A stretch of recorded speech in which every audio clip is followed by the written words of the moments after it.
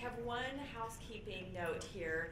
After each of the sessions, so we will have 2 sessions in here before we go back to lunch, or back to the other room for lunch. I'm hungry, can you tell? I'm already thinking about lunch. After the sessions, we will have time for questions. So we'll have time for questions in here. Please wait for a microphone before you ask your question. So we have 2 individuals that will be roaming around with the microphone. So first, as we get started here, we are going to hear from Jason Gallagher. Jason is the Vice President of Health and Care Engagement, who will open your eyes to a serious new public health risk, rivaling obesity and smoking. But don't worry, he'll also give you practical ideas on how to reduce it in your workplace. So welcome, Jason.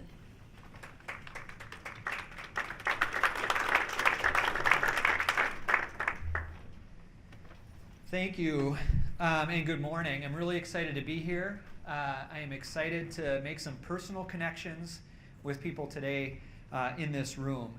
And we do have a deep and very mysterious topic today. And so I hope you like the title. Our Senior Director of Behavioral Health actually came up with a title. She's a clinical psychologist, can't you tell? And so we're excited to dive into that. But we've got a really packed agenda to cover today. We're going to dig into research. We're going to take a look at the impact of this particular topic on health-place productivity, on health and well-being. And we're going to identify things that employers and advisors and brokers can do to impact it, and more importantly, what you can do as individuals to impact it and make a difference. So first we're going to start with a question, and we'll just go by show of hands. But what is the most potent driver of premature death? Is it smoking? Okay. Is it physical activity? How about obesity? All right, a few hands there. Alcohol abuse? Or loneliness? All right, and some people raising their hand on loneliness. Awesome. Well, loneliness or lack of social connectedness is an issue that we face in our country today. In comprehensive review of the literature, the conclusions are that loneliness has a profound impact on premature death and mortality. So in this particular graph, the summary of the literature, all of the orange items relate to social connectedness. The greater the bar, the greater the impact on mortality and premature death. And so look, social connection, complex measures of social integration, up there at the very top, followed by smoking, alcohol, physical activity, and there's obesity way down the list. Loneliness is being talked about as being as lethal as smoking 15 cigarettes per day. And loneliness can be uglier than this pile of cigarette butts. So I'll let that sink in for just a minute. And the literature is pretty clear that loneliness undermines an individual's health, well-being, and productivity. And we're going to look at a lot of data in just a few minutes. But why does loneliness and isolation at work matter? Thanks for keeping it live, Bill. So why does it matter? Well, it matters a lot because loneliness is one of those modifiable risk factors that we have. It's modifiable from a perspective just like physical activity is, just like fruits and vegetables, just like no tobacco use, no alcohol misuse, as well as a good night of sleep. And so if we recognize the need for social connections, it's just like exercising or eating a more healthy diet. We can develop approaches to create relationships, to develop and enhance those relationships, as well as to maintain social connections in our lives. So what's the scale of the problem of loneliness in our country? Well, it's being labeled an epidemic. The Wall Street Journal published an article just last December calling Americans today the loneliest generation. It's been referred to as an epidemic of loneliness by leading health officials in our country. CBS Sunday Morning back in February ran a feature on loneliness, and I thought the title was pretty interesting. Feeling lonely? You're not alone. And the fact is that 3 in 4 adults in this country feel lonely. And that breaks down into 22% of adults feeling highly lonely and 54% of adults feeling moderately lonely. And often we think about loneliness as a description to describe social isolation, but that's just not the case. It extends way beyond that in our culture and in our society. So why does it matter? Well, it matters from a physical health perspective because it's been linked to cardiovascular disease, metabolic syndrome, and a weaker immune system. It also impacts mental health, depression, addiction, and suicide. And it impacts our performance at work, our ability to attend to the details of our day-to-day jobs, problem solving, our engagement at work, and also teamwork. So we have to add a focus on reducing loneliness into our worksite health repertoire. And the good news is that there's many ways to become less lonely as individuals and help create a less lonely workplace and society. But first, let's look a little bit more at the research. And then we'll turn to practical ways to decrease that loneliness. So here it is by the numbers. Loneliness increases premature death by 26%.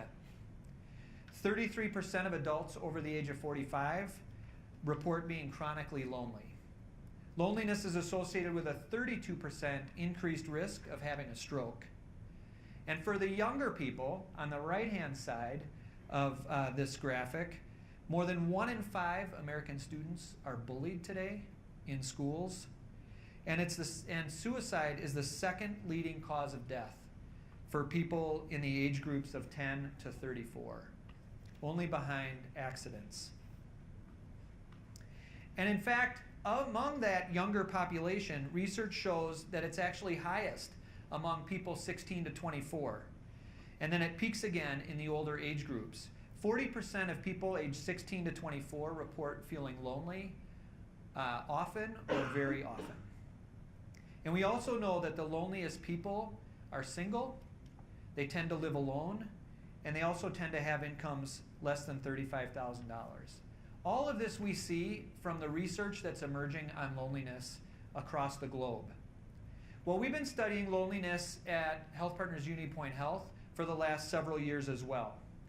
And so we actually collected survey data between July of 2015 and February of 2016 and studied loneliness. So we surveyed 3,500 members and asked them to rate on a scale from 0 to 10, how lonely do you feel in your daily life, with a higher score indicating more loneliness. What we see as we've looked at that data is that females report greater loneliness than males, on average, about 8% higher rate of loneliness, but not really that significant. We see that respondents ages 18 to 24 report the greatest loneliness on average at 3.17. And we've also noticed that the type of coverage that a person has is highly correlated with their loneliness. Commercial insurance reported the least loneliness, and look at Medicaid reporting the most loneliness.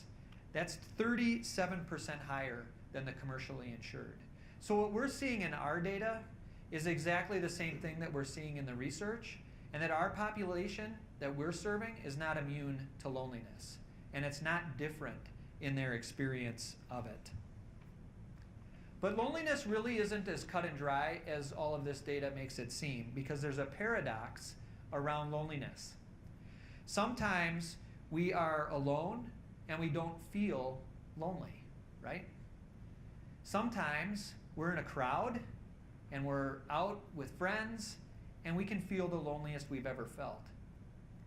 In our culture, it's incredibly hard to admit that we're lonely. There's stigma associated with loneliness. And the experience of loneliness is different for different people, and it also varies dramatically over the course of a person's life.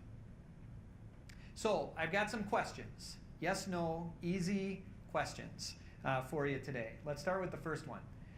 Do only close relationships help protect our health, well-being, and productivity? Anybody? Shout it out. No, very good. Research by psychologist Robin Dunbar says that people can really only maintain about 5 intimate relationships at one time. So we need a spectrum of relationships, both close and distant, if we're going to get benefit in our health and well-being. All right, second question. Does having difficult or conflictual relationships impair health and well-being and productivity? All right, I got some head nods and some head shakes. And the answer is yes and no. So let's be realistic. Every relationship we have has some type of conflict in it. And oftentimes it's that healthy conflict that makes those the best relationships. Yet, a study conducted at Portland State University studied 650 adults over a 2-year period and found that repetitive or prolonged conflict in a relationship was significantly associated with lower self-rated health, greater functional limitations, and a higher number of health conditions. So ongoing conflict that's not healthy and constructive can take a real toll on both your immune system and your health and well-being. All right, third question. If I have more social connections, since it's so healthy, can I actually keep or add to my bad habits? Yeah, everybody wants to say yes, but the answer is no. I mean, come on, we're a health solutions organization. The answer is no. But fun nonetheless. So how are scientists looking at loneliness today? And so this is a really dense slide, you guys, but it outlines the conceptual model that researchers are using, and I want to walk through it real quickly just to make it practical for you as we think about our workplaces and what we can do. So on the left, we have the social structural conditions. This is the environment that we live in that impact the social connections that we have. So think about it, the things like norms and values of the culture. Think about socioeconomic factors. Think about the stability of the environment in which we live. That's kind of foundational. That's the realm in which we live. Then in the middle, we get to categories that really talk about how we exist within that environment. Both the social networks we have, as well as the supports and resources that we have access to. So the middle two sections are where researchers are looking at different interventions to determine what's going to be effective in helping people be less lonely. This is things like, what does our network look like? What's the intensity and duration of our relationships? How much human contact do we actually have?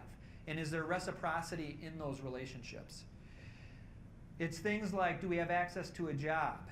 Do we have access to housing, health care, an opportunity to engage in meaningful and varied roles?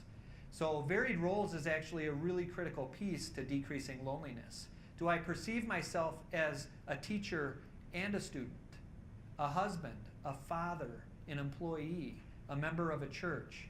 There are a number of roles that we have an opportunity to play, and the number of those roles that we identify ourselves with impacts our loneliness.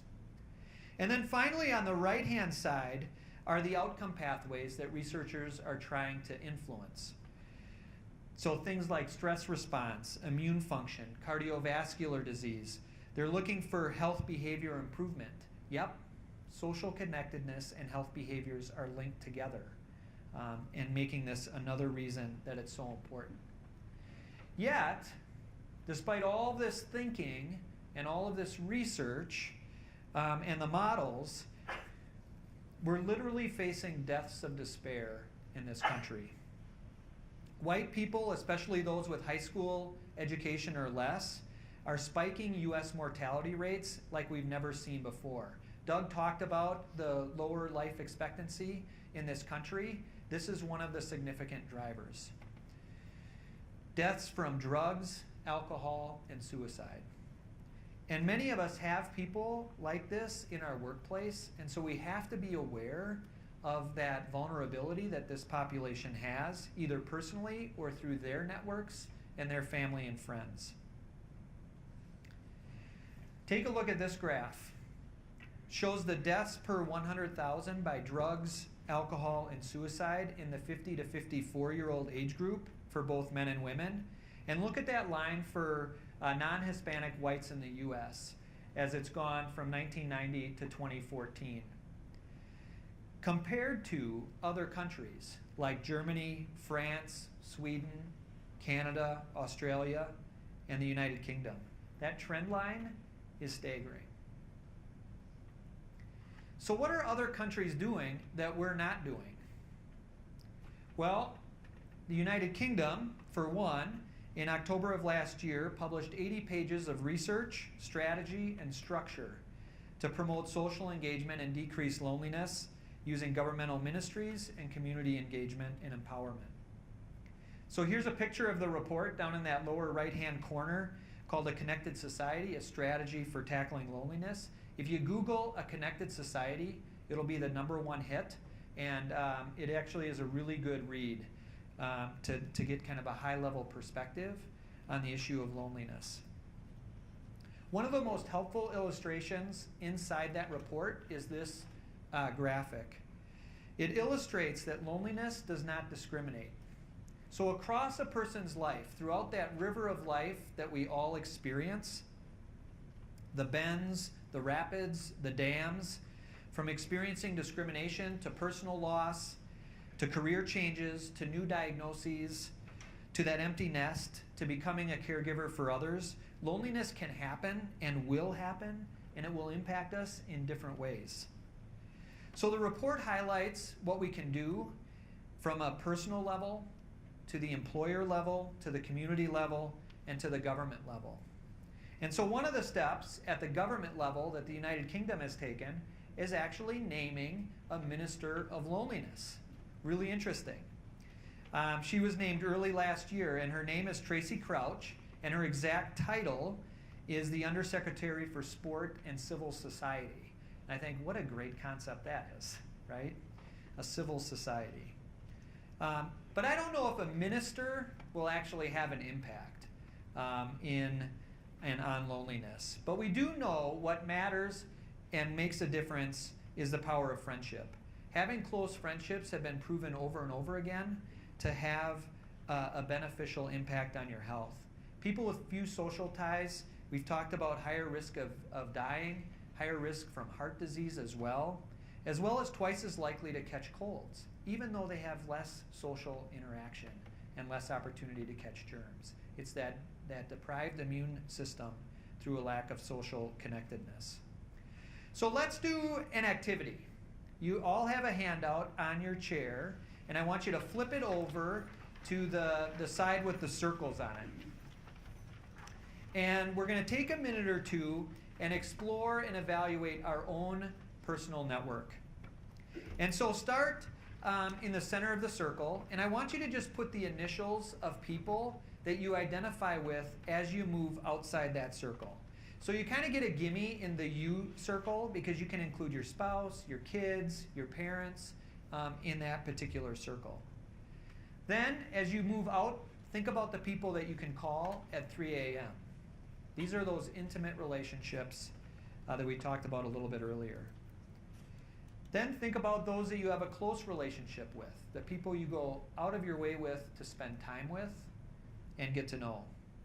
Then casual friends and coworkers, acquaintances, and then finally affiliates. So what's an affiliate? An affiliate is actually a person that you know, but don't know beyond just like knowing who they are, right? But you have something in common with them. Maybe you belong to a professional group with them, but you have kind of a jumping off point where you can have an easier time making that social connection.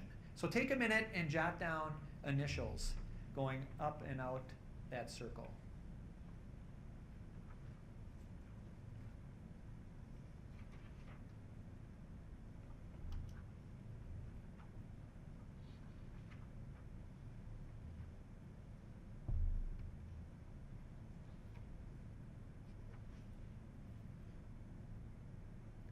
So if you're like me, you are probably wondering, what's the right answer?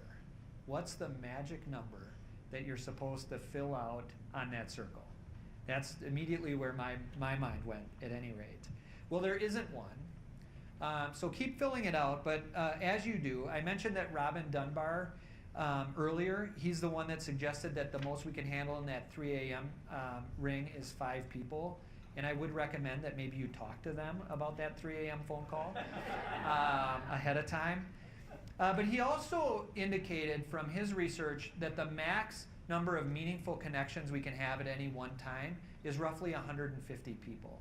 And the way he describes that 150 people is, think about people who you could see sitting in a bar that you would feel unembarrassed about going up to, sitting down next to, and having a conversation. I like to add while sober, because my embarrassment level certainly goes down in that setting. But don't be discouraged. I bet nobody wrote 150 initials down, right? Don't be discouraged, because it is also the fact that social networks are always developing, they're always evolving, and they're always changing. So it's really about the awareness of your social network that's important, and which social connections that you're working on is important. So with the initials that you've got kind of jotted down, feel free to put an arrow next to some of them pointing towards that center of the circle. Think about which relationships you want to take deeper that present an opportunity for you to create a stronger social connection with. And you might want to think about drawing some arrows pointing out, that maybe a little more distance would also be healthy. Think about those conflict-filled relationships that are not constructive. All of those things, and thinking about our network that way, are important to our health and well-being. So I got to bring it back to work, because that's one of the reasons we're here. And so Vivek Murthy, the US Surgeon General from 2014 to 2017, said this: "We are more connected than ever, but loneliness is an epidemic. Work is part of the problem. Now it must be part of the solution." And work has to be a part of the solution, because employers are carrying the burden of and feeling the impact of loneliness in the workplace. Loneliness leads to poorer health outcomes. We've seen that data already. Poorer well-being outcomes. And in the health perspective, poor health outcomes translate to more sick days and less people being in the office or needing to be home caring for another. And lower well-being translates to lower productivity and more turnover. In the UK, they took this model and they put some numbers to it. So back using 2017 data, they quantified the total annual employer cost associated with loneliness to be £2.5 billion, 2.1 billion of which is in the private sector. So we've done a little work, and we kind of converted that to get a sense in US dollars, which I think we all can make a little more sense of. That translates to about 3.3 billion US dollars for the impact of loneliness in the United Kingdom. But what about our country? So I'm going to do a little bit of back of the envelope math, so kind of humor me here. But if we look at the relative population size between the United States and the United Kingdom, we know that the US population is about 5 times that of the United Kingdom. So doing some simple extrapolation, we can reasonably estimate that the cost to US employers is in the neighborhood of $16.5 billion on an annual basis. That may not be accurate, but think about it directionally. It's an issue, and we have an opportunity to do something about it. And we talked about the power of friendship. Well, having a best friend at work makes a huge difference. Only 30% of people will report that they have a best friend at work, but those that do are 7 times more likely to be engaged in their job, are better at engaging with customers and providing great customer service.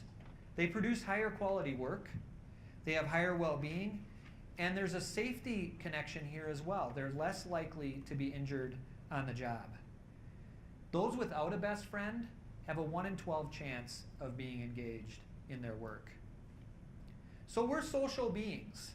Even at work, we need to be social beings. Just like food and water, researchers say we need social relationships. We're hardwired to be socially connected. And loneliness really boils down to a person's feelings about the adequacy and the quality of their relationships in particular situations. Kind of think back to your circle. And in the US, loneliness is stigmatized. In the US, we promote a culture that values individual independence, and feeling lonely is often masked and shamed. And research indicates that as loneliness at work increases, the efforts to mask those feelings create additional interference with our ability to do a good job. So what are the keys to solving loneliness in the workplace? Well, it's not more happy hours, lunches, or ping pong tables. Hate to say it. Rather, Marissa Kind, a professor of organizational behavior at Yale University and an expert on social networks, suggests that what we need to do is create higher quality interactions at work. And we do this by focusing and practicing and elevating things like a culture of inclusion, respectful listening, taking the perspectives of others, and increasing trust by encouraging and sharing in problem solving.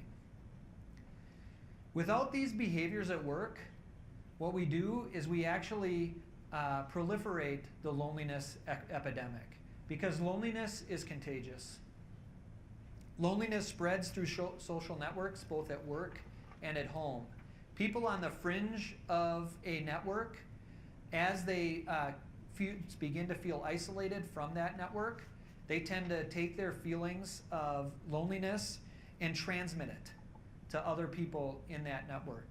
And so literally the fabric of society has a tendency to unravel from the edges, which is why it's so important that we create that inclusive work environment.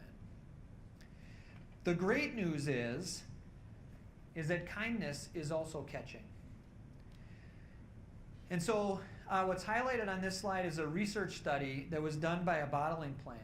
And they assigned employees into one of three categories: givers, receivers, and controls. So the receivers had a job, and their job was to create a list of ways that others could be kind to them. So it included things like saying good morning, right? Smiling, wishing me a good day, asking me about my kids. Givers were then asked to practice 5 of those acts of kindness per week to the receivers. So what were the outcomes? Well, both givers and receivers saw both short and long-term gains. The short-term gains were in feelings of competence and autonomy. The longer-term gains, receivers were happier, and givers also had more satisfaction in their jobs and in their lives. And in fact, the giver's kindness inspired even more kindness, that contagiousness of kindness. Receivers actually displayed almost 300% more acts of kindness than the control group, just being on that receiving end of that action. Pro-social behaviors are contagious, and we have an opportunity to create those at work. So what kind of workplace interactions should we be looking for? What are those workplace interactions that work? Well, I want to read this to you. It was written by one of the authors at Harvard Business Review. So I'll just read it real quickly. I'm typing this in a nearly silent co-working space. All of us here at Harvard Business Review are intently focused on our computer screens, the tap-tap of our fingers on the keyboards, the occasional rustle of paper, a clink of a coffee mug landing on the desks are all sounds of work. Look into our screens, though, and you see a noisy, sometimes raucous place. We are commenting on news stories, checking on projects, and sharing photos of kids and cats. Is this kind of interaction enough? What do you guys think? It is and it isn't, right? This is a great step. This is engaging, interacting with others through digital channels. We work in a really varied environment, depending on what line of business we're in and what type of company we work for. We have employees who are spread out across the country. We may have employees who work remotely. And so that digital environment, as much as the face-to-face, is really important for us to create that culture of social connectedness and inclusion. So it is important, this type of interaction. And if we go back to Vivek Murthy, he had a staff that was spread out across the country. And in fact, many of those staff had never met each other face to face. So he implemented a practice, a tactic in his weekly staff meetings, which included 5 minutes of sharing personally meaningful photos with colleagues. And appropriate, I should add, appropriate. But he named this the inside scoop, this 5 minutes of getting to know each other. It fostered comfortable staff interactions, it created trust, and helped promote teamwork.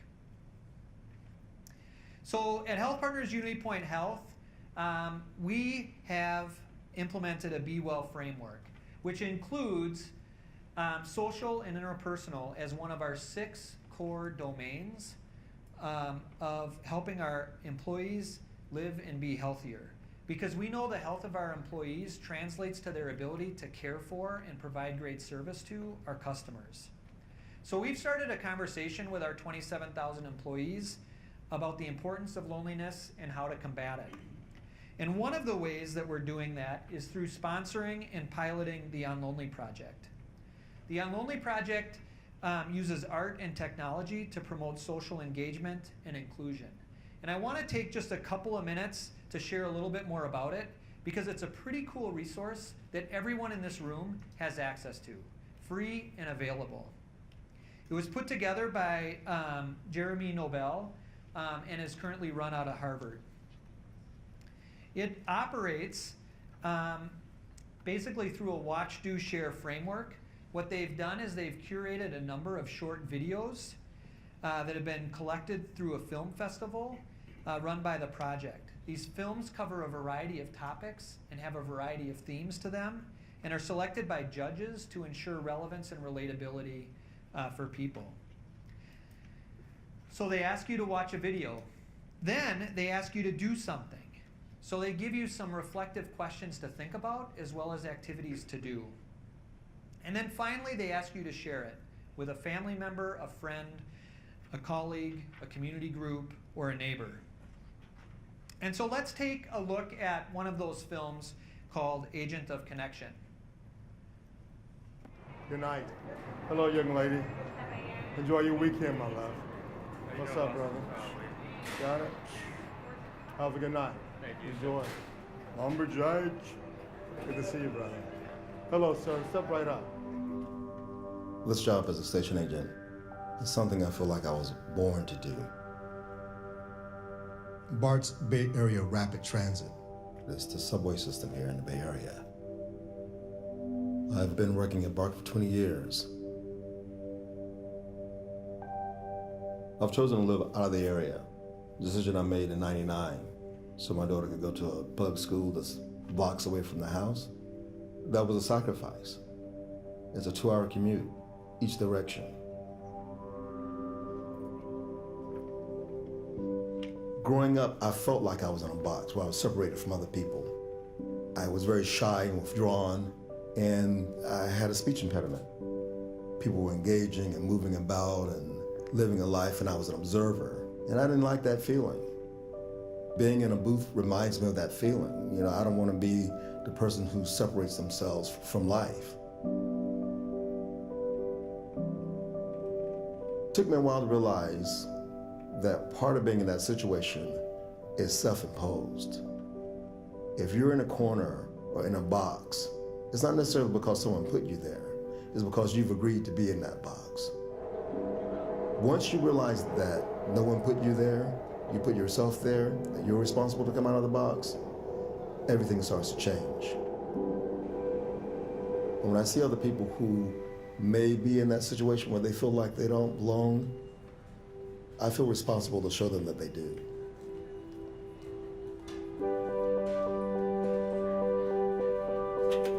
Every day that I come to work, I engage with 4,000 people. I speak to them, I say hello, I invite them in, I give them good graces going out, I fist bump, I shake hands.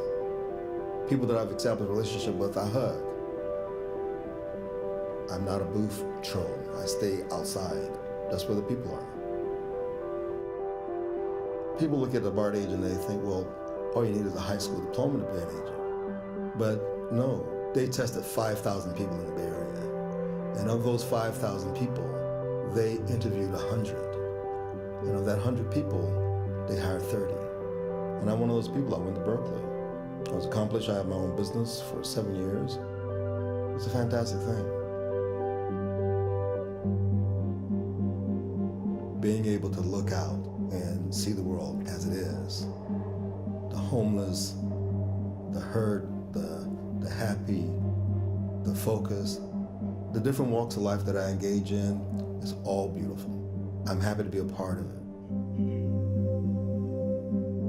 Stepping forward and saying hello to someone and occupying someone else's space and learning about that person is the easiest and the best thing in the world. I can do this every day.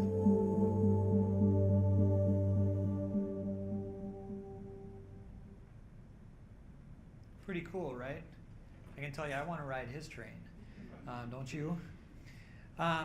So that's the watch. Watch that film. And then online, associated with that film, is a series of reflective questions. Questions like, is there someone in your day-to-day life that smiles at you? How do you respond? How will you respond differently after watching this film? Questions like, are there situations where you put yourself in a corner or a box? Why? And then in the do, also in the do, it prompts you to do activities. Write a letter of gratitude to that person that goes out of their way to smile at you every day. Whether it's a coworker, a neighbor, your spouse, but let them know. Or do an experiment. Make yourself an undercover agent of connection and walk around your neighborhood and do what this gentleman did and make that connection. Fist bump people, say hi, watch their response. See what you can do to change the society around you. Pretty cool stuff, pretty powerful stuff. I know Doug told you to go download the Hilarious World of Depression podcast. I'd encourage you, go out to the Unlonely Project and check out some of the videos and some of the things that are happening out there. So what's our call to action? Well, go back to your handout and flip it back to the tip sheet side and take a second to think about one thing that you can do practically to take back to your workplace to take action on loneliness. Circle it. Write it down at the bottom. Something that's going to reinforce you to take that particular action.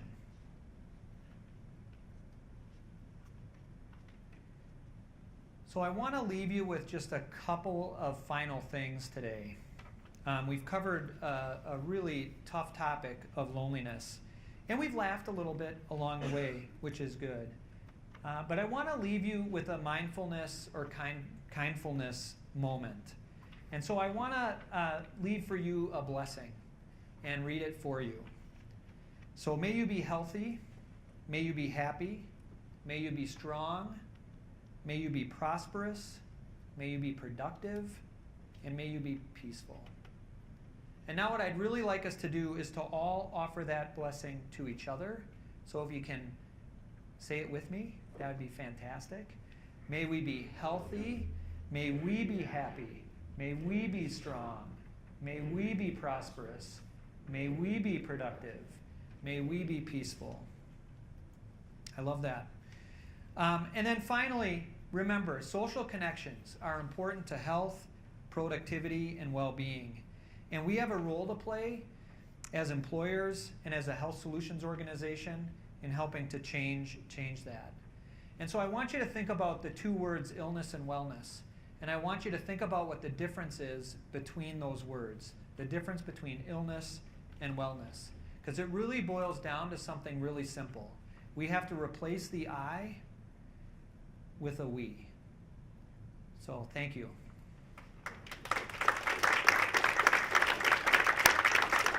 And we've got a few minutes for questions. So if you have a question, feel free to raise your hand and we'll run a mic around.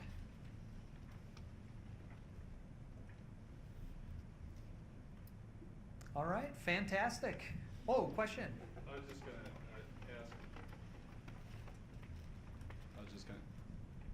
I was just gonna ask.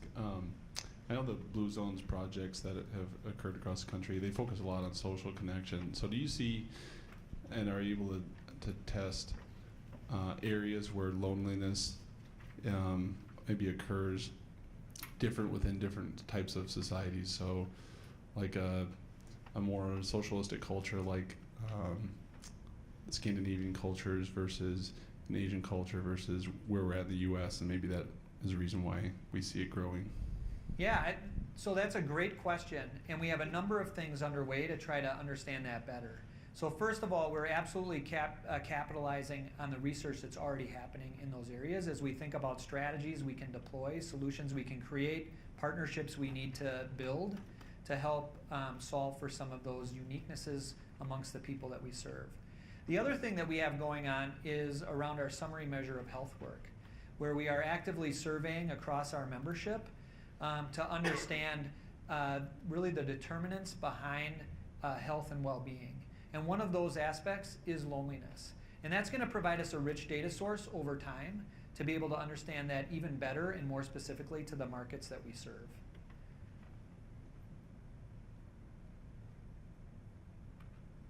All right, fantastic.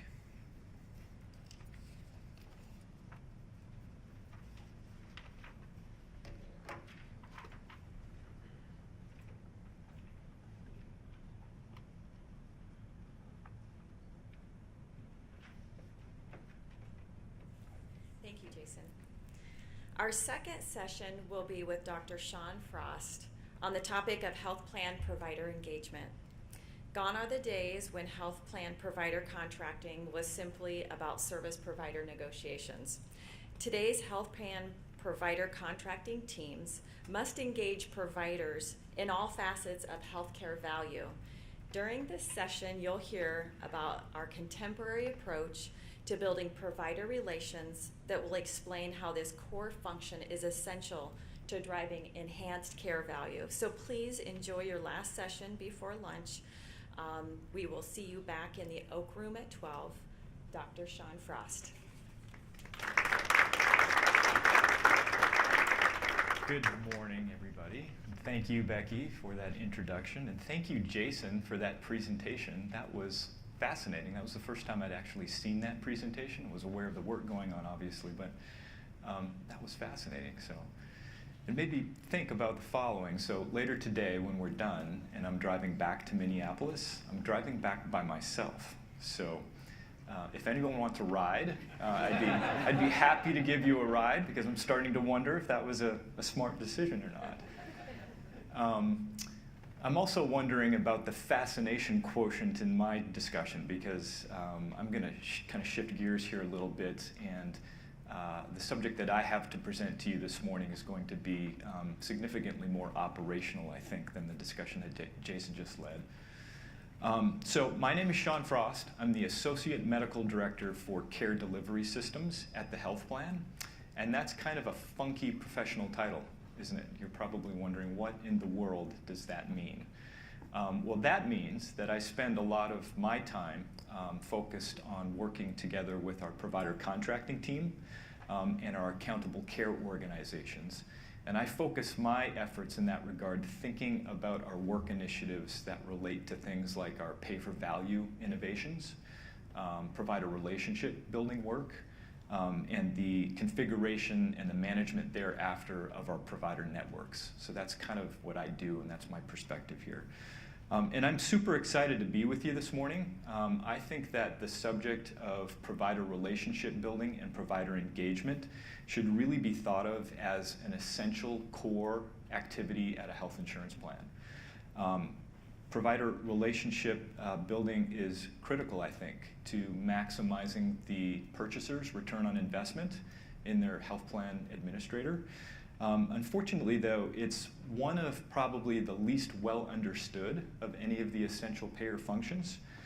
It's not necessarily well understood, I find often, in regard to the key stakeholders at a health insurance plan. It's not well understood oftentimes by the communities that a health plan serves. And perhaps more concerning, it's not well understood, it's not universally well understood at least, by health plans themselves, as evidenced sometimes by the limited time, attention, and resources that payers devote to trying to engage the providers in their communities in the goals that they have associated with their health plan work.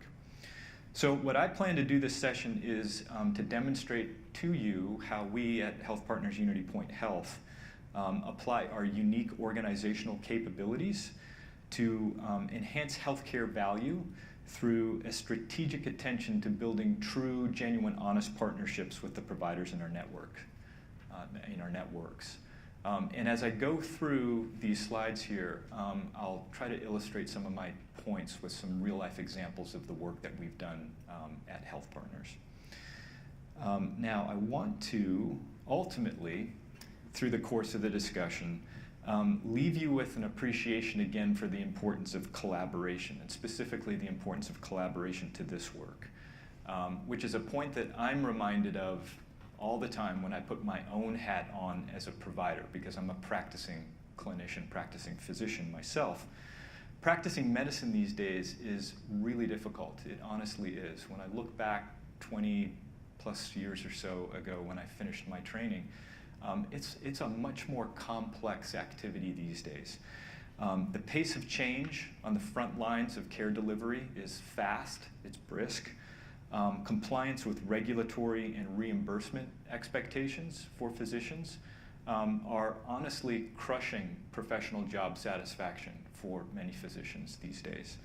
And the resulting complexities that that presents to our healthcare system, which is already complex to begin with, are significant and they're growing. So successful health plans will recognize that one key to navigating those complexities is to ramp up the degree of collaboration with the providers in their communities. Now, I recognize that this image here is similar to the one that you saw earlier today during the pharmacy presentation that Sue and Ken gave, but I had to show it to you. I like these pictures. I think they're phenomenal. This is just a great visual representation of the power of collaboration. I also wanted to show it though because there's kind of an interesting backstory to this story, or to this picture rather. The photo was published in 1939, and it was published actually in a journal called Health and Physical Culture, in an article that was describing a physical activity that the authors termed as beach obatics, which clearly is a play on the word acrobatics, right? Because these folks are performing acrobatics on the beach. And the article discussed how beach obatics is an ideal way to achieve a healthy body and a healthy mind. It's pretty funny, right? So we are not currently, unless Jason, you've got something you haven't told me yet, offering a beach obatics health and well-being program to our membership, but I don't know, this looks kind of fun to me. Your chiropractor may disagree, I suppose, but so possibly in the future we'll be back at another purchaser symposium talking about beach obatics. All right, so getting back to the subject of provider engagement, let's begin by considering what a health insurance plan's ultimate goal should be when building relationships with the providers in its network. That goal should be healthcare value enhancement. That's focused on helping providers ensure that the services that they deliver are simultaneously optimizing patient health, patient experience, and healthcare affordability by attending to each element of the healthcare triple aim. Now that seems like a pretty logical goal in 2019 in the era of healthcare reform in which we live, right? But I think it's important to remember that this has not always necessarily been historically the goal or the main objective. Historically, health plan provider contracting teams and contracting departments were largely, if not exclusively, focused on cost containment through price negotiations with their providers. So in that situation, providers were interested in maximizing the unit price for the services that they deliver, and payers were obviously ultimately interested in minimizing the service price that their providers were providing to their membership. And this was often the sole substance of the relationship between the payer and the provider. And furthermore, it was often the sole factor that was considered in determining whether or not a provider would be permitted to participate in that health insurance plan's network. And when thinking about this in terms of the triple aim, provider relations therefore were built solely on care affordability considerations, which seems downright crazy these days, right? When we recognize that the price of a service is completely independent of the ability of that service to generate high quality outcomes or maximally desirable patient experiences. So the appropriate contemporary goal, therefore, of a health insurance plan in regard to their provider relations work is to build relationships with providers that attend to each element of the triple aim. Now, that's not to say that price is unimportant or that it's less important now than it has been in the past. In fact, it's probably more important now to think about price. But we can't, in our provider contracting and network management activities as a payer, be agnostic to the provider's ability to deliver an exceptional patient experience and maximize patient health and well-being through attention to clinical outcome performance. So all payers today are likely going to tell you that the goal of their provider relationship building work is to enhance value through attention to the triple aim. I'd be surprised if you didn't hear that from everybody. I believe, though, that there is variability, oftentimes significant variability, in how successful payers have been in truly moving away from price as that foundation upon which relationships are built with providers in their communities. And this variation often stems from how they go about trying to achieve the goal, which is where I'd like us to turn our attention next. So espousing commitment to a goal is pretty easy. That's the simple part. How one goes about achieving that goal, though, that's the difficult part. That's the hard part. So this slide outlines 2 tactics and 1 critically important philosophy to guide a health plan in how it goes about its work to achieve the goal of healthcare value enhancement through provider engagement. So the 2 tactics are listed in the top half of that slide there. They are value-based payment reform and provider network design.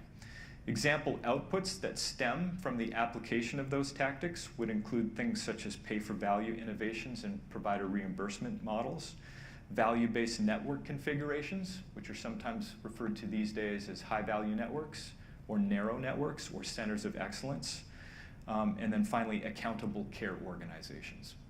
So these are bread and butter tactics, ones that I suspect anchor the provider relations strategies among all payers. And therefore, if asked, I think all payers are likely going to raise their hand and they're going to say, yes, we do these things, right? The philosophy, though, that guides this work can be quite variable in the payer community. And that's important to appreciate because it's often that philosophy that determines the ultimate success of a health plan's pay-for-value innovations, its network configurations, and its accountable care organizations. So we believe at HealthPartners Unity Point Health in a philosophy of shared accountability for provider success. What that means is that relationship building between the health plan and the provider does not excessively burden or solely burden the provider with responsibility for things such as care delivery enhancements, care model redesign initiatives, smart referrals, and intelligent clinical partnerships among the highest value providers in the community, and then finally the early adoption of innovations in care delivery. So HealthPartners fully embraces shared accountability for provider success, and we furthermore believe that we're uniquely positioned to employ this philosophy in working truly, genuinely together with the providers in our communities on enhancing healthcare value. Now, the story about how and why we are uniquely positioned to share accountability with providers begins with our foundational contracting strategy, which is presented here on this slide. So that strategy ensures that the provider assumes financial risk for each element of the triple aim by simultaneously tying their reimbursement to clinical outcomes, patient experience, and healthcare affordability performance. We accomplish that triple aim simultaneous risk by linking those 3 performance domains together so that the ability to achieve payment in any one particular domain is simultaneously dependent on that provider's ability to perform in the other domains. So for an example, even if a provider were to achieve their negotiated contractual clinical outcome targets, the reimbursement dollars that are assigned in that contract to performance for clinical outcomes would only be paid out if they also achieved their negotiated performance targets related to their cost trend and their patient experience expectations. Another way to think about this is that if a provider fails to meet their performance targets in any one of the 3 triple aim domains, they not only lose the revenue dollars associated with performance in that particular domain, but they automatically forfeit the opportunity to earn those reimbursement dollars that are assigned to the other 2 domains, even if the performance in those other domains is good. This has become actually our boilerplate approach to paying providers, meaning that tying payment to comprehensive triple aim performance linked together in this way would only be negotiated out of a contract in unusually unique circumstances. And in point of fact, approximately 90% of our members currently receive care from providers that are being compensated in this manner here. Now, 90% is a pretty large number. And bearing financial risk in this way is an uncomfortable place for many providers to be. I think lots of providers for many years now have had some experience in thinking about care quality, and they feel comfortable there. But when you start to think about, or you start to talk to them about bearing risk for affordability and the cost trend in regard to the care they deliver to their patients, and then link these things all together, that becomes a pretty uncomfortable place for them to be. So you might then be wondering, why would they be willing so commonly to assume that risk in working together with us? And I think the answer is twofold. So number one, it's our recognition of the need to be flexible with the timelines that are required for a provider to be successful under this type of a contracting strategy. Providers are in various states of readiness, so to speak, in regard to their ability to assume triple aim-based risk. And we recognize that in a couple of ways. For example, we oftentimes will start first with just assigning financial risk to the provider for one of these domains. Oftentimes that's the quality domain. And then as we work together with them to help them acquire the capabilities to be successful in the other domains, we'll add those other domains in sequentially in the future, leaving the linking of those domains oftentimes until the end. Additionally, we often begin with upside risk only, so bonus dollars only, phasing in at a later date downside risk to that provider. So that's one reason. I think the more important reason, though, as to why they would be willing to work with us in assuming this type of uncomfortable risk for them is that they recognize that we'll bring unique resources and unique tools to the table that will help them achieve their contracted revenue goals. And that's where I'd like to go next with this slide, because the source of those resources and tools are detailed here, which describe how we leverage our capabilities as an integrated healthcare organization to inform the work that the health insurance plan specifically does. Many of you are likely aware that in addition to our health plan financing capabilities, as Doug mentioned this morning, we're also a large multi-specialty medical group.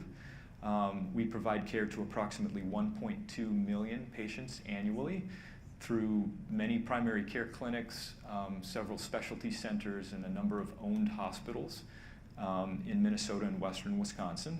What you might not recognize, though, is that we also operate a comprehensive research institute, as Doug mentioned. And that research institute is engaged in approximately 450 active studies per year, and it's staffed by 350 full-time staff, 30 full-time career researchers who have additional affiliations with hundreds of other clinical researchers in the communities in which we work. So our organizational integration of these three capabilities under a single roof provides the health insurance plan with unique learnings, resources, and tools that we're able then to regularly share with our provider partners, to collaborate with them on total cost of care enhancement work, care delivery improvements, and the adoption of new innovation. So let's consider next how we do that, starting first with how we leverage our organizational healthcare financing capabilities to collaborate with providers on total cost of care reduction. So this figure summarizes our approach to sharing claims data about healthcare costs with providers. Building on a foundational strategy of collaboration through true partnership, we leverage the three tactics of data production, data analysis, and data application to achieve an ultimate goal of generating data that can be translated by providers into action. So let's consider that ultimate goal for a moment. The key word there is action.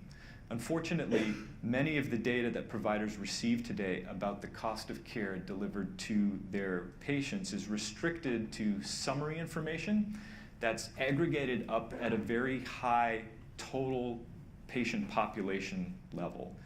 And although such data can be interesting to look at, it's not actionable because it doesn't pinpoint the specific cost drivers that might present themselves as amenable to process improvement project work.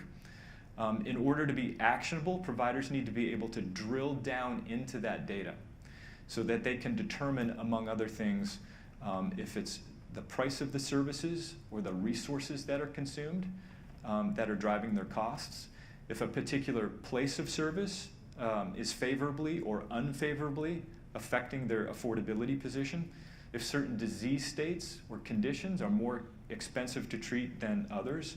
And ultimately, they should be able to drill into the data down to the level of the individual clinician and the individual patient or the individual health plan member, so that they can know which patients are consuming the most dollars and who the providers are that are providing care to those patients, right? That's actionable information.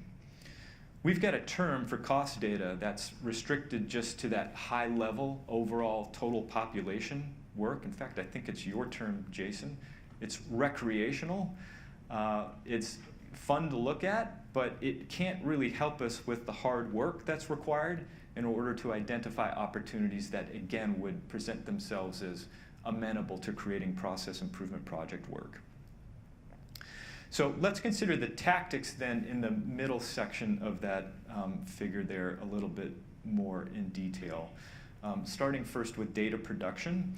So data production is considered to be a core function at all health insurance plans today. All health plans are going to be producing data that they make available to their provider community for them to consult. Unfortunately, though, the degree of actionability of that data, as we just discussed, is often limited.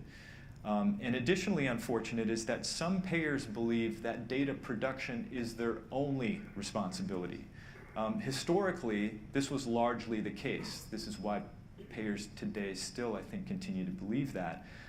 Data was produced and it was delivered to providers, oftentimes on a recurrent basis, thankfully, but the payer's involvement in that process ended with the delivery of the information. There was no discussion thereafter about the data or exchange of information about what it meant, and that was it until the payer arrived in another 6 months or another year or so with an additional data release.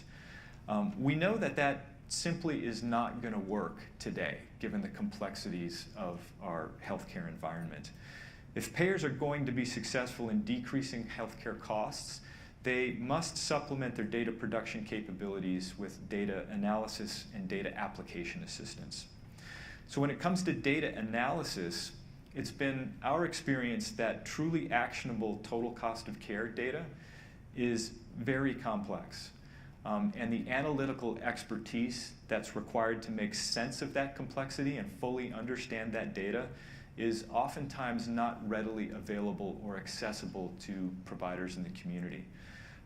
Successful payers, therefore, will recognize that, and that they will fill that void by offering analytical assistance as a matter of routine. And then there's the concept of data application.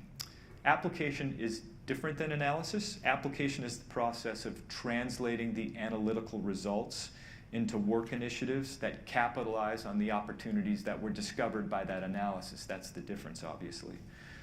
Once again, though, this can be a really complex endeavor, and one in which a health plan can be of great assistance to its provider community if that health plan is willing to embrace new roles that historically were oftentimes not thought of as health insurance plan responsibilities.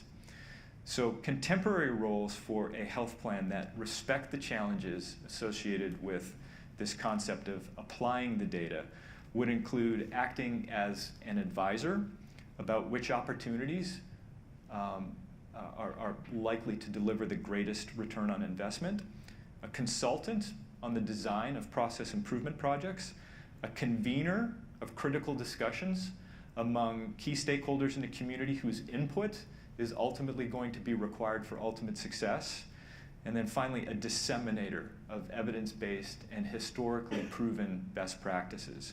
So those are 4 contemporary roles of a health insurance plan that I think are really important to this subject here.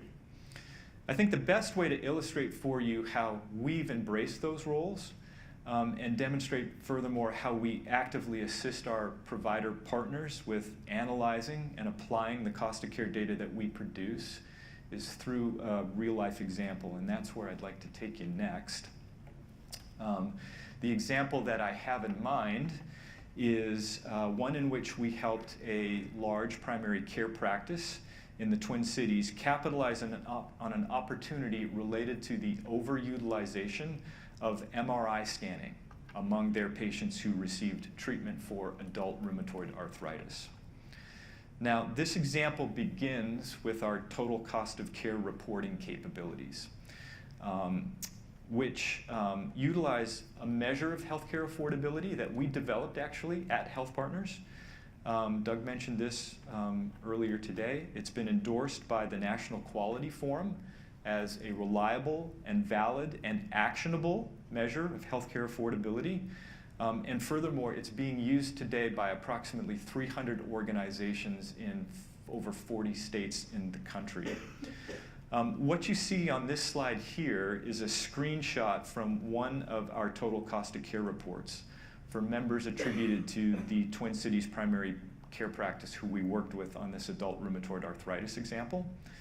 Now, there's a lot of information here, I recognize that, and the font is super teeny tiny. And my intent, therefore, is not for you to digest all of the information. But I would like to orient you to what's displayed here in this table because it's the typical best starting place for analyses to identify actionable signals in the data. So what you see here is very high-level overall population total cost of care information for the 12,000 health plan members of ours that were attributed at the time this work was done to this one Twin Cities primary care practice. The top line summarizes price and resource use consumption for all of the healthcare services that were delivered to the entire 12,000 members attributed to this particular primary care practice during the reporting period in question. So the data at this level is truly recreational. The bottom panel, though, starts to drill down into the information by displaying price and resource use according to various places of service. And the middle 2 panels drill down even further by showing you utilization of specific types of service, such as the number of admissions to the hospital, the number of visits to the emergency department, the volume of surgeries in the inpatient hospital place as well as the outpatient hospital place, the number of laboratory and pathology tests that were conducted, the number of medication prescriptions that were filled, the volume of visits to the clinic, both to primary care providers as well as specialty providers, and the volume of radiology studies that were conducted. So by simply looking at this one page, which is just one out of a approximately 40 or so pages that make up these reports that we produce quarterly for the providers in our networks. I think you can start to get a sense for how much information is here and how quickly this information can get really complex, right? I want to focus your attention on what I've circled there and what I've blown up on this slide, which demonstrates the utilization of high technology radiology, meaning CT and MRI scanning. So what you see here is that for the current reporting period, which at the time this work was conducted was calendar year 2014, this provider group's high technology radiology index was 1.09, meaning that when care was delivered to members attributed to their practice, that care was associated with a 9% greater utilization of CT and MRI than what we see on average across our entire health insurance plan population. Now you'll note that that high-tech radiology utilization rate was also above average in the year prior in 2013, indicated by the index there of 1.15. So this was not a new observation for this provider group. In fact, they'd been working on some process improvement projects to try and capitalize on the opportunity, and therefore the decrease from 13 to 14 is likely in part due to that process improvement work that they were engaged in. With that said, however, they weren't satisfied that they'd uncovered all potential opportunities, and furthermore weren't satisfied that they'd capitalized on all of those opportunities. So they were wondering if we could help them drill into this data further to specifically identify if there were other opportunities, other drivers of this high technology radiology utilization signal in their population. So we took them next to this table, another page from the report, which displays the highest cost diseases and conditions that were treated among their attributed members during this reporting period, ranked according to how many dollars were spent caring for those conditions. And for those of you that are sitting up front, you can probably see per the top row there that it was treatment for depression that consumed the most number of dollars at a total of $1.6 million of spend on that condition alone. So again, there's a tremendous amount of information here. So I want to focus specifically on what I've highlighted here as germane to this example, which is that 3 of their highest spend conditions were associated with an above average use of high technology radiology. Those 3 conditions were joint degeneration of the knee, ischemic heart disease, and adult rheumatoid arthritis. Now, given that the provider in question here had had some recent discussions with their orthopedic surgery and their cardiology partners in their community about the knee and the heart disease observations, they were most interested in that rheumatoid arthritis signal, and they were wondering thus if we could help them more with that. So let me zoom in on that one so that hopefully you can see that at the back of the room. What you see circled here is that their adult rheumatoid arthritis specific high technology radiology utilization index was 2.23, meaning that when their attributed members received care specifically for the condition of rheumatoid arthritis, that care was associated with a 123% greater than average utilization of CT and MRI. You can start to see how we're drilling down into this to get to something that might be actionable. They were very curious at this point because they had heard recent rumor in the community that one of the rheumatology practices to whom they referred patients was actually consuming an excessive amount of high-cost specialty drugs. And they were wondering, therefore, if that practice might also be doing the same when it comes to CT and MRI scanning. So they wanted to know if we could help them with that. So we took them next to this table, which shows them who delivered the rheumatology care to their patients, ranked by the percent of total dollars spent on rheumatology specialty services during this current reporting period. For example, it was that practice called North Metro Rheumatology who provided most of their rheumatology-related specialty care as evidenced by the fact that 46.7% of the total dollars spent on care for rheumatology conditions among their attributed members was directed by North Metro Rheumatology. Now this really piqued their interest further, because guess which practice it was that was rumored to be using all of this high-cost specialty drugs? It was this practice. It was North Metro Rheumatology. So they wondered, can we help them further with that interest? So what we did at that point is that we actually took them to a completely different reporting package. We took them to a reporting package that attributes health plan members specifically to North Metro Rheumatology as a provider practice, which allows us then to compare North Metro Rheumatology's total cost of care behavior to other similar rheumatology practices in the community. And this is where we had our ultimate definitive aha moment.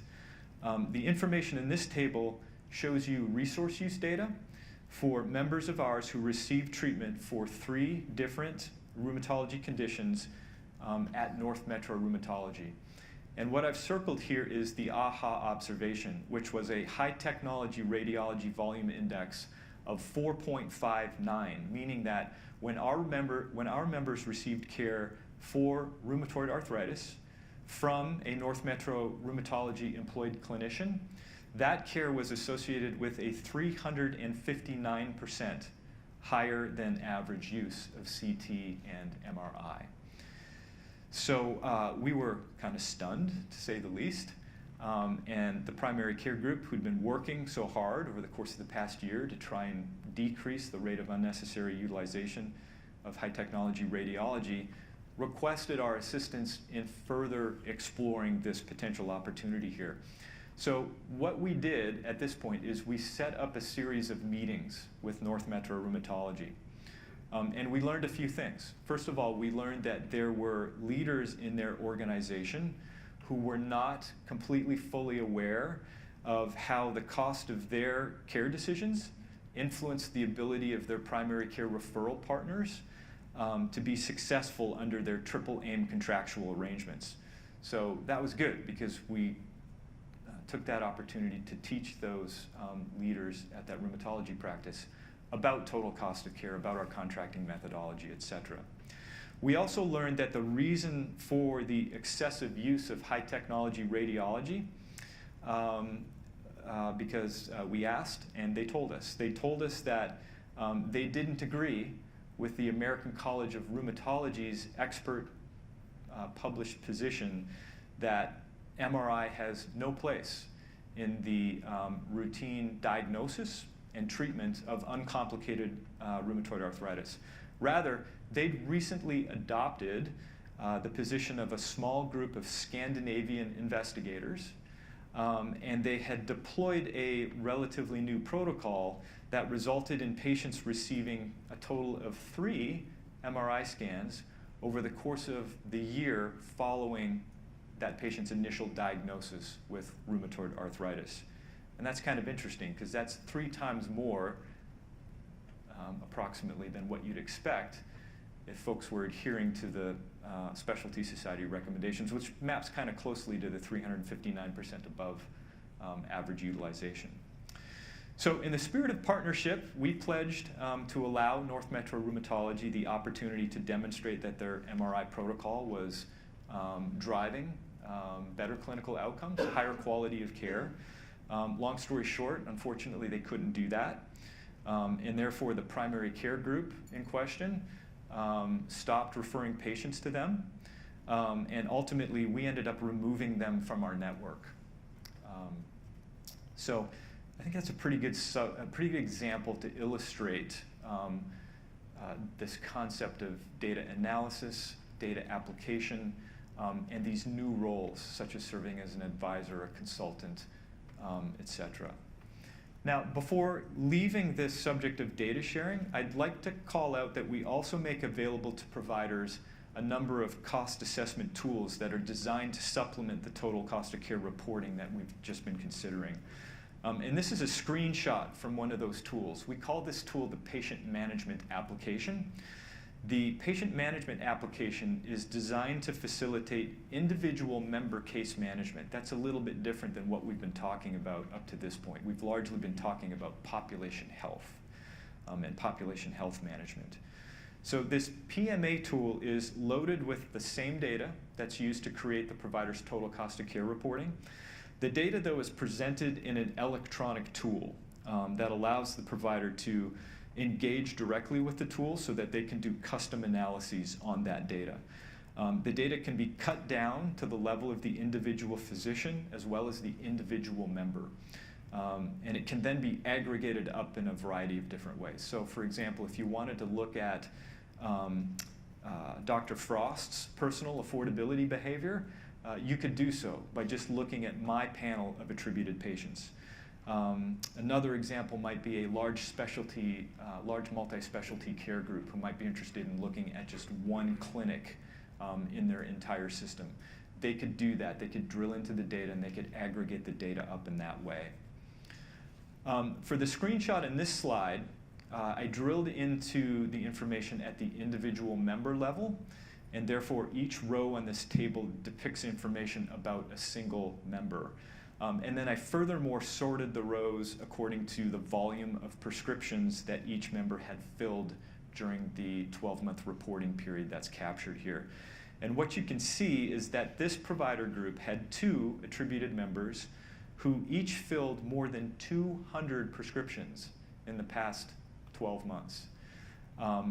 Looking at the data this way can be extremely helpful because it makes visible to providers patients of theirs who might benefit from receiving added assistance or assistance from unique resources that they might have available, such as pharmacist-directed medication therapy management, as in this example here. So consistent again with our strategy to actively assist providers with data analysis and data application, our health plan case and disease management team regularly uses this patient management application tool, and furthermore, they routinely offer one-to-one consultative advice to providers about the information that they see in the tool, and furthermore, strategies about how to integrate that tool into their own practices, their own case management and care coordination activities. So we're getting close to the end, but I can't conclude my discussion this morning without showing you, as I promised earlier, how we bring to bear our capabilities as a care delivery organization and a research institute when it comes to sharing accountability with providers in the network. This slide presents some of our own medical groups' recent care model redesign and care delivery enhancements that the health insurance plan has openly shared with our non-owned contracted network providers. For example, the health plan recently advised the provider community about an innovative genetic testing initiative that was created and deployed in one of our owned hospitals in the Twin Cities that places genetic counselors in the laboratory, which is an unusual place. Genetic counselors typically are not located there. And what's also kind of unique about the work is that the genetic counselors are there to counsel providers who are ordering the tests as opposed to patients, which is the group of folks they usually provide their consultative services to. And this has been very successful for us. It's resulted in decreasing the rate of unnecessary genetic tests while simultaneously enhancing the patient's experience by avoiding unnecessary testing. Another example, which is the second one here on the slide, is our Healthy Beginnings program, which was created by our obstetrical group to identify opioid use in pregnant women, which places their babies at risk for addiction to those substances at the time of their birth. And that's a problem that's known as neonatal abstinence syndrome. So our obstetricians who were responsible for developing that program recently assisted one of the health insurance plan's non-employed contracted providers to create a similar program and deploy that program in their own shop. And furthermore, as we've shared this story widely again with the provider community from a health insurance plan communication perspective, They've additionally consulted telephonically with several other groups who are interested in adopting a Healthy Beginnings program. And then one final example that I might cite is related to chronic kidney disease. Our own nephrology group has created and deployed a innovative care coordination model for patients who've got end-stage renal disease that's decreased unnecessary hospital admissions and visits to the emergency department. And again, from a health plan communication perspective, we've talked about this widely to the provider community, and we've served as a conduit to link providers in the community who are interested in learning more with our nephrology group that created that care coordination model. Finally, I'd like to share just one example of how we've recently leveraged our capabilities as a research institute when collaborating with providers. This slide presents a screenshot from a point-of-care clinician decision support tool that's embedded in the electronic medical record that was designed and studied by our own researchers. The tool is called the Cardiovascular Wizard, and what it does with a single click of the mouse at the point of care by the nurse who ends up rooming the patient into the examination room is it analyzes a huge amount of current as well as historical information about that individual patient to present to the provider and the patient up-to-date evidence-based advice customized to that patient's situation about what they can do to decrease their risk for developing cardiovascular disease over the course of the next 10 years. We recently gave this tool to one of our contracted providers, non-owned providers in our network, who we knew was struggling to reach their clinical outcome targets associated with hypertension, diabetes control, and hyperlipidemia. We furthermore provided all of the funding for the installation of the tool into that provider group's electronic medical record. We provided space on our server to conduct these analyses, and the research investigators who were actually responsible for creating and developing the tool offered up their time and expertise in training that provider group staff who were involved in the deployment. And guess what happened? Their clinical outcomes got better, yeah. And those are reported actually in Minnesota publicly. So anyone can go and look at that. So their hypertension, the control of hypertension in their patient population, diabetes control, and high cholesterol control got better, coincident with the deployment of the tool. Okay, so that brings me to the end of my presentation. It's been a pleasure to be here. I very much enjoy the work that I do, and I think this is a really important topic. So hopefully I've been able to shed some light on the importance of a health insurance plan's provider engagement and provider relationship building strategies.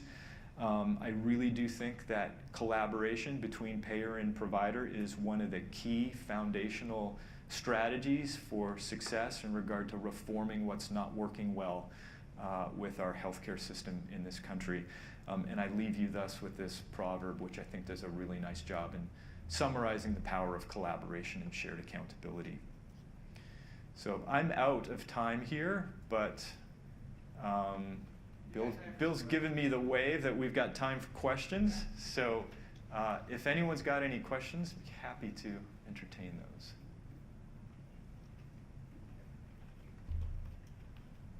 On that last tool that you showed us, it looked as though that would also be indicators for metabolic syndrome. So are you giving those patients guidance around metabolic syndrome and the other risk factors that they have? Yeah, great question. So this particular tool doesn't advise specifically about the syndrome that is known as metabolic syndrome. What it does, you probably didn't have the time to digest all this when I showed you it first. It focuses on potentially modifiable risk factors for the development of cardiovascular disease. So things like your parents and your genetics, that's not accounted for in this tool because that's not modifiable. But there are 6 modifiable potential risks that are displayed there. You can see it's cholesterol, blood pressure. If the patient's diabetic, it's blood sugar, obesity or their weight, smoking, and then whether or not they're taking an aspirin a day or a blood thinner. So doesn't necessarily talk specifically about metabolic syndrome, but a lot of those things are responsible for the creation of that syndrome, so indirectly it would get at that. But the cool thing about the tool that I didn't mention is that the output is twofold. So there's an output for the provider, and that's kind of scientific. There's scientific jargon there and whatnot. There's recommendations about dose of medications or changing doses, the dosage of medications that the patients are already on. But there's also a patient-forward facing output. This is an early kind of beta version of that. It's a little bit more artistic now, but it kind of works off of the same concept there. So the patient-forward view of this is showing things like yield signs or exclamation points or green check boxes and whatnot. And the providers who use the tool often tell us that that's the most significant aspect of the tool. That's the greatest enhancement that the tool brings to those interactions with patients, because they can show their patients the yield signs or the green check marks, and patients automatically understand where the biggest bang for their buck would be in focusing on modifying their risk for developing heart disease. Yeah. Thanks for the question. Anybody else? I was just trying to learn. I don't know that really need that. I was just trying to learn more when you were talking about the use of the imaging and the rheumatoid arthritis example, Yep. largely being an inflammatory process. Were they able to? What were they trying to seek in the MRIs? Can you tell that degree of inflammation in a way that would actually adjust the care? I was just trying to figure out why they would be routinely requesting those more Right. frequently. Yeah, I think you're absolutely right. So they were looking for radiographic evidence of inflammation, and it was their belief, according to the research that had been published in Northern Europe, that even subclinical, meaning inflammation that wasn't presenting symptoms, wasn't causing pain or causing any dysfunction otherwise, even subclinical inflammation that would only be picked up by a highly sensitive radiographic examination like an MRI scan was somehow helping them make treatment decisions or diagnostic decisions. And that's just simply not been proven out in the literature right now.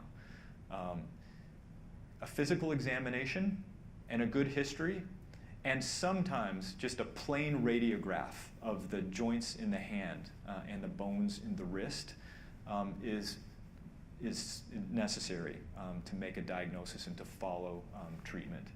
But there's not enough literature right now to suggest that a clinician needs anything more than that. It's an interesting protocol to study and to study further, but at this time there's just not a critical mass of information to suggest that MRI scanning, picking up subclinical or non-symptomatic inflammation is helping at all, right? That it would impact protocol downstream. Right. Now I thought you were going to ask, because sometimes people ask, does the rheumatology practice own an MRI machine? Because this is a phenomenon that we see frequently in the provider community as well. They actually don't, which is curious.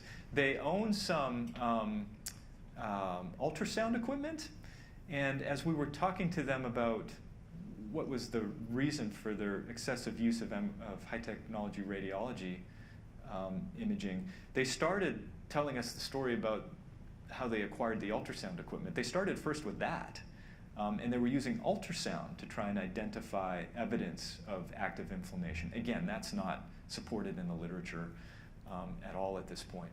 But curiously, they don't own an MRI machine. They have a partnership with a radiology practice, a freestanding radiology practice in town, but they don't own the machine themselves. Yeah. Yes.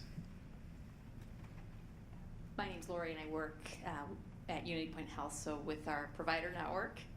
So we do get this data within our accountable care organization. We've been starting to bring it into our quality and finance groups, but also work with employers. So for the employers and the brokers in the room here, what's really fun about having this data, and it's unique data from what we typically see. Typically we have to work with the data to get it to an actionable format, but we can use this. So when our employers, when we're working within our employer forums, say we're struggling with low back pain, we're struggling with mental health, we're struggling with diabetes in our employee population, or engaging employees in why prevention and seeking out primary care, we can go back to this data from the provider side to say what might be going on, how can we help partner from a provider community, how can we do some targeted education along with the employers, because the employers are wanting to know what can we do as employers to help impact this. So it's been really helpful. We've had examples where we've brought in data from the low back pain perspective into our employer forums on, okay, let's talk about this. Are you seeing this in your data? Are you seeing this in your employee population?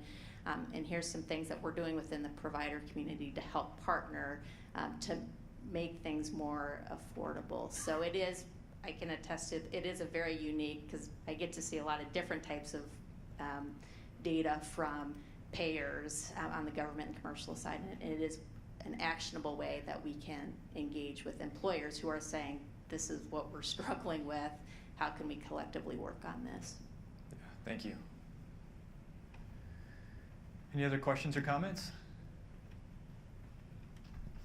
Yeah, Sean and maybe Lori, just as a follow-on to your comment, why this is not particularly new. I think HealthPartners has been working toward this end for a long time, have been pretty public about the approach, and have shared it.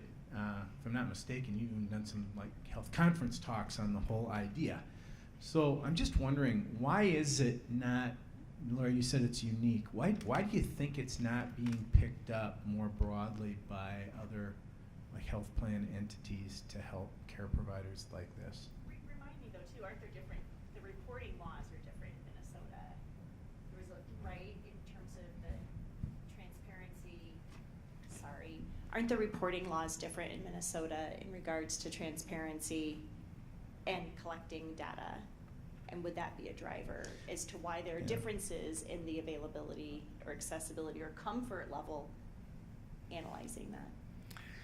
So you might be referencing some regulation in Minnesota that requires providers to report clinical outcome and quality information, and they report that to a central independent organization in Minnesota called Minnesota Community Measurement. But from a cost of care perspective, there's no regulation or law or policy or any difference between Minnesota and other states that I'm aware of. It's a really good question. There's probably lots of different factors and reasons as to why more payers haven't adopted the ability to create this type of data. And furthermore, let me emphasize again, embrace these new roles as data analyzers and data appliers and working together with their team, because that's really important here too. I might harken back to something I started early with, which is the continued focus on price and price negotiations. I think that has a lot to do with it. If as a payer you're still kind of stuck in that historical thought process of the relationship that I have with the providers in my community is based exclusively on duking it out with them over the price of services and the rate that we're going to agree on, you're probably not forward thinking enough to think about things like volume of CT and MRI scans and how that's completely independent of price as a really important driver of overall total cost, right? So that's probably one reason. I think another reason, Doug, is it's pretty complex to do this. So I'm looking at Jason because Jason has been involved very closely personally with the informatics teams that have been responsible for creating this measure and this suite of reporting and then evolving the suite of reporting. It takes a lot of time, effort, and energy.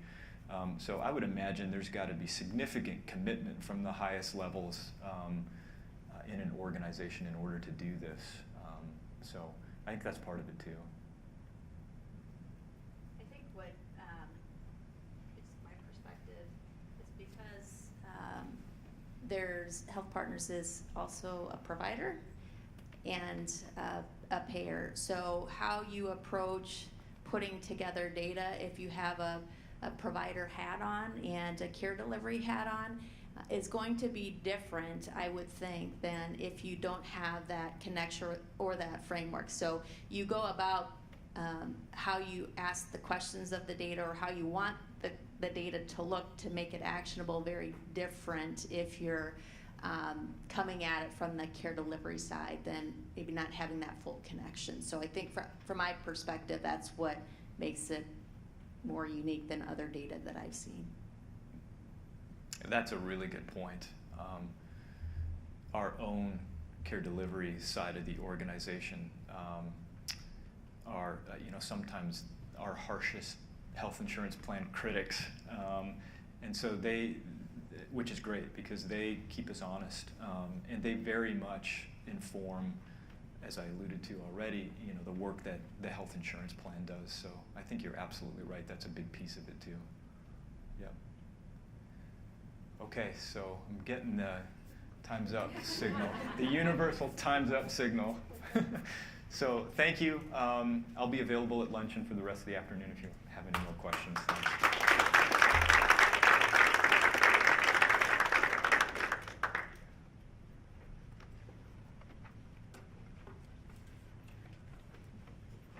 Thank you, Dr. Frost. We really appreciate you sharing with us how we're coming together with our provider partners to make a difference in healthcare. And I really appreciate the additional comments and questions. Lori, thanks for sharing from your perspective as well.